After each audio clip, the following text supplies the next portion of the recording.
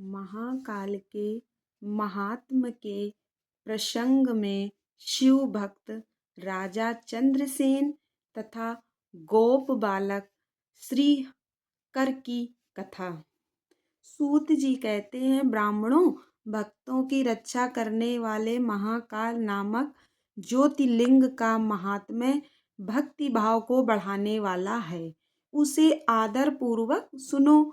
उज्जैनी में चंद्रसेन नामक एक महान राजा थे, जो संपूर्ण शास्त्रों के तत्वज्ञ, शिव भक्त और जितेंद्रिय थे। शिव के पार्षदों में प्रधान तथा सर्वलोक वंदित मणिभद्र जी महाराजा चंद्रसेन के सखा हो गए थे। एक समय उन्होंने राजा पर प्रसन्न होकर उन्हें चिंतामणि नामक महामणि प्रदान की, जो कौस्तुभ मणि तथा सूर्य के समान दे दीप्यमान थी। वह देखने, सुनने अथवा ध्यान करने पर भी मनुष्यों को निश्चय ही मंगल प्रदान करती थी। भगवान शिव के आश्रित रहने वाले राजा चंद्रसेन उस चिंतामणि को कंठ में धारण करके जब सिंहासन पर बैठते, तब देवताओं में सूर्य नारायण की भांति उनकी शोभा होती थी। नृपश्रेष्ठ चंद्रसेन के कंठ में चिंतामणि शोभा देती है। ये सुनकर समस्त राजाओं के मन में उस मणि के प्रति लोभ की मात्रा बढ़ गई और वे क्षुब्ध रहने लगे। तदनंतर वे सब राजा चतुरंगणी सेना के साथ आकर युद्ध में चंद्रसेन को जीतने के लिए युद्धत हो गए। वे सब परस्पर मिल गए थे और उसके साथ बहुत से सैनिक थे।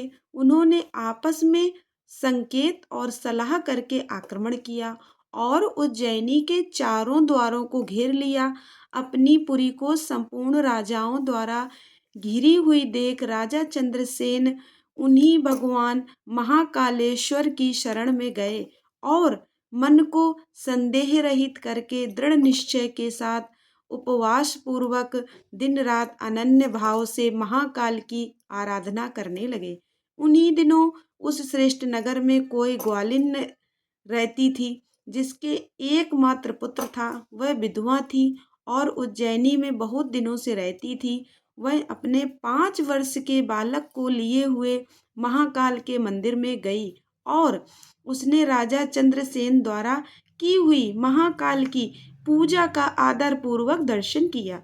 राजा के शिव पूजन का वह आश्चर्यमय उत्सव देखकर उसने भगवान को प्रणाम किया और फिर वह अपने निवास स्थान पर लौट आई। ग्वालिन के उस बालक ने भी वह सारी पूजा देखी थी। अतः घर आने पर उसने कौतूहलवश शिव जी की पूजा करने का विचार किया। एक सुंदर पत्थर लाकर उसे अपने शिविर से थोड़ी ही दूर पर दूसरे शिविर के एकांत स्थान में रख दिया और उसी को शिवलिंग माना। फिर उसने भक्तिपूर्वक कृत्रिम गंध, अलंकार, वस्त्र, धूप, दीप और अक्षत आदि द्रव्य जुटाकर उनके द्वारा पूजन करके पुनः कल्पित दिव्य नैवेद्य भी अर्पित किया। सुंदर सुंदर पत्तों और फूलों से बारंबार पूजन करके भांति भांति से नृत्य किया और बारंबार भगवान के चरणों में मस्तक झुकाया। इसी समय ग्वालिन ने भगवान शिव में आसक्त चित्त हुए अपने पुत्र को बड़े प्यार से भोजन के लिए बुलाया, परंतु उसका मन तो भगवान शिव की पूजा में लगा हुआ था। अतः जब बारंबार बुलाने पर भी उस बालक को भोजन करने की इच्छा नहीं हुई, तब उसकी माँ स्वयं उसके पास गई और उसे शिव के आगे आंख बंद करके ध्यान लगाए बैठा देख उसका हाथ पकड़कर खींचने लगी। इतने पर भी जब वह न उठा, तब उसने क्रोध में आकर उसे खूब पीटा।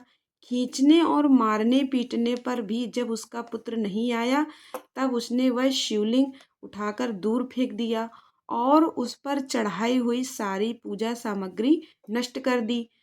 यह देख बालक हाय हाय करके रो उठा। रोष से भरी हुई ग्वालिन अपने बेटे को डांट फटकार कर पुनः घर में चली गई। भगवान शिव की पूजा को माता के द्वारा नष्ट की गई देख वह बालक देव देव महादेव की पुकार करते हुए सहसा मूर्छित होकर गिर पड़ा। उसके नेत्रों से आंसुओं की धारा प्रवाहित होने लगी। 2 घड़ी बाद जब उसे चेत हुआ तब उसने आंखें खोली। आंख खुलने पर उस शिशु ने देखा उसका वही शिविर भगवान शिव के अनुग्रह से तत्काल महाकाल का सुंदर मंदिर बन गया। मणियों के चमकीले खंभे उसकी शोभा बढ़ा रहे थे। वहां की भूमि स्फटिक मणि से जड़ दी गई थी। तपाए हुए सोने के बहुत से विचित्र कलश उस शिवालय को सुशोभित करते थे। उसके विशाल द्वार कपाट और प्रधान द्वारा सुवर्णमय दिखाई देते थे। वहां बहुमूल्य नीलमणि तथा हीरे के बने हुए चबूतरे शोभा दे रहे थे। उस शिवालय के मध्य भाग में दया निधान शंकर का रत्नमय लिंग प्रतिष्ठित था। ग्वालिन के उस पुत्र ने देखा उस शिवलिंग पर उसकी अपनी ही चढ़ाई हुई पूजन सामग्री सुसज्जित है। यह सब देख वह बालक सहसा उठकर खड़ा हो गया। उसे मन ही मन बड़ा आश्चर्य हुआ और वह परमानंद के समुद्र में निमग्न सा हो गया। तदनंतर भगवान शिव की स्तुति करके उसने बारंबार उनके चरणों में मस्तक झुकाया और सूर्यास्त होने के पश्चात वह गोप बालक शिवालय से बाहर निकला। बाहर आकर उसने अपने शिविर को देखा। वह इंद्र भवन के समान शोभा पा रहा था। वहां सब कुछ तत्काल सुवर्णमय होकर विचित्र एवं परम उज्ज्वल वैभव से प्रकाशित होने लगा। फिर वह उस भवन के भीतर गया जो सब प्रकार की शोभाओं से संपन्न था। उस भवन में सर्वत्र मणि रत्न और सुवर्ण भी जड़े गए थे। प्रदोष काल में सानंद भीतर प्रवेश करके बालक ने देखा उसकी माँ दिव्य लक्षणों से लज्जित हो एक सुंदर पलंग पर सो रही है। रत्नमय अलंकारों से उसके सभी अंग उद्दीप्त हो रहे हैं और वह साक्षात देवांगना के समान दिखाई देती है। मुख से विहल हुए उस बालक ने अपनी माता को बड़े वेग से उठाया। वह भगवान शिव की कृपा पात्र हो चुकी थी। ग्वालिन ने उठकर देखा सब कुछ अपूर्व सा हो गया था। उसने महान आनंद में निमग्न हो अपने बेटे को छाती से लगा लिया। पुत्र के मुख से गिरजापति के कृपा प्रसाद का वह सारा वृतांत सुनकर ग्वालिन ने राजा को सूचना दी, जो निरंतर भगवान शिव के भजन में लगे रहते थे।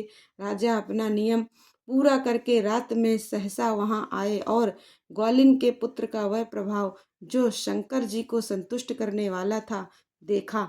मंत्रियों और पुरोहितों सहित राजा चंद्रसेन वह सब कुछ देख परमानंद के समुद्र में डूब गए और नेत्रों से प्रेम के आंसू बहाते तथा प्रसन्नता पूर्वक शिव के नाम का कीर्तन करते हुए उन्होंने उस बालक को हृदय से लगा लिया। ब्राह्मणों, उस समय वहां बड़ा भारी उत्सव होने लगा। सब लोग आनंद विभोर होकर महेश्वर के नाम और यश का कीर्तन करने लगे। इस प्रकार शिव का यह अद्भुत महात्म्य देखने से पूर्ववासियों को बड़ा हर्ष हुआ और इसी की चर्चा में वह सारी रात एक क्षण के समान व्यतीत हो गई। युद्ध के लिए नगरों को चारों ओर से घेर कर खड़े हुए राजाओं ने भी प्रातःकाल अपने गुप्तचरों के मुख से वह सारा अद्भुत चरित्र सुना। उसे सुनकर सब आश्चर्य से चकित हो गए और वहां आए हुए सब नरेश एकत्र हो आपस में इस प्रकार बोले, ये राजा चंद्रसेन बड़े भारी शिव भक्त हैं, अतएव इन पर विजय पाना कठिन है। ये सर्वथा निर्भय होकर महाकाल की नगरी उज्जैनी का पालन करते हैं, जिसकी पुरी के बालक भी ऐसे शिव भक्त हैं। वे राजा चंद्रसेन तो महान शिव भक्त हैं ही, इनके साथ विरोध करने से निश्चय ही भगवान शिव क्रोध करके और उनके क्रोध से हम सब लोग नष्ट हो जाएंगे। अतः इन नरेश के साथ हमें मेल मिलाप ही कर लेना चाहिए। ऐसा होने पर महेश्वर हम पर बड़ी कृपा करेंगे। सूत जी कहते हैं, ब्राह्मणों, ऐसा निश्चय करके शुद्ध हृदय वाले उन सब भूपालों ने हथियार डाल दिए। उनके मन से वैर भाव निकल गया। वे सभी राजा अत्यंत प्रसन्न हो चंद्रसेन की अनुमति ले महाकाल की उस रमणीय नगरी के भीतर गए। वहां उन्होंने महाकाल का पूजन किया। फिर वे सब के सब उस ग्वालिन के महान अभ्युदय पूर्ण दिव्य सौभाग्य की भूरी भूरी प्रशंसा करते हुए उनके घर पर गए। वहां राजा चंद्रसेन ने आगे बढ़कर उनका स्वागत सत्कार किया। वे बहुमूल्य आसनों पर बैठे और आश्चर्यचकित एवं आनंदित हुए गोप बालक के ऊपर कृपा करने के लिए स्वतः प्रकट हुए। शिवालय और शिवलिंग का दर्शन करके उन सब राजाओं ने अपनी उत्तम बुद्धि भगवान शिव के चिंतन में लगाई। तदनंतर उन सारे नरेशों ने भगवान शिव की कृपा प्राप्त करने के लिए उस गोप शिष्य को बहुत सी वस्तुएं प्रसन्नता पूर्वक भेंट की। संपूर्ण जनपदों में जो बहुसंख्यक गोप रहते थे उन सबका राजा उन्होंने उसी बालक को बना दिया। इसी समय समस्त देवताओं से पूजित परम तेजस्वी वानराज हनुमान जी वहां प्रकट हुए। उनके आते ही सब राजा बड़े वेग से उठकर खड़े हो गए। उन सबने भक्ति भाव से विनम्र होकर उन्हें मस्तक झुकाया। राजाओं से पूजित हो वानर राज हनुमान जी उन सबके बीच में बैठे और उस गोप बालक को हृदय से लगाकर उन नरेशों की ओर देखते हुए बोले, राजाओं, तुम सब लोग तथा दूसरे देहधारी भी मेरी बात सुने। इससे तुम लोगों का भला होगा। भगवान शिव के सिवा देहधारियों के लिए दूसरी कोई गति नहीं है। यह बड़े सौभाग्य की बात है कि इस गोप बालक ने शिव की पूजा का दर्शन करके उससे प्रेरणा ली और बिना मंत्र के भी शिव का पूजन करके उन्हें पा लिया।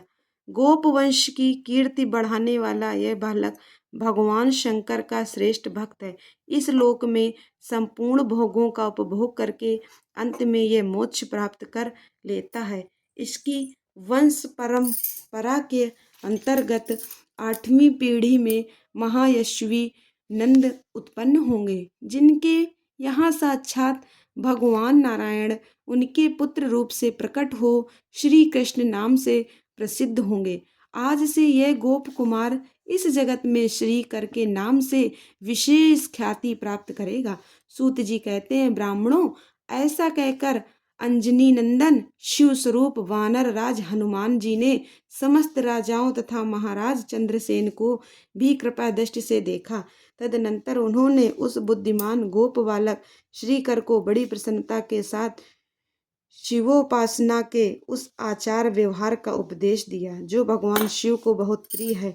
इसके बाद परम प्रसन्न हुए हनुमान जी चंद्रसेन और श्रीकर से विदा ले उन सब राजाओं के देखते देखते वही अंतर्धान हो गए। वे सब राजा हर्ष में भरकर सम्मानित हो महाराज चंद्रसेन की आज्ञा ले जैसे आए थे वैसे ही लौट गए। महातेजस्वी श्रीकर श्री हनुमान जी का उपदेश पाकर धर्मज्ञ ब्राह्मणों के साथ शंकर जी की उपासना करने लगा। महाराज चंद्रसेन और गोप बालक श्रीकर दोनों ही बड़ी प्रसन्नता के साथ महाकाल की सेवा करते थे। उन्हीं की आराधना करके उन दोनों ने परम पद प्राप्त कर लिया। इस प्रकार महाकाल नामक शिवलिंग सत्पुरुषों का आश्रय है। भक्त वत्सल शंकर दुष्ट पुरुषों का सर्वथा हनन करने वाले हैं। ये परम पवित्र रहस्यमय आख्यान कहा गया है जो सब प्रकार का सुख देने वाला है। यह शिव भक्तों को बढ़ाने तथा स्वर्ग की प्राप्ति कराने वाला है।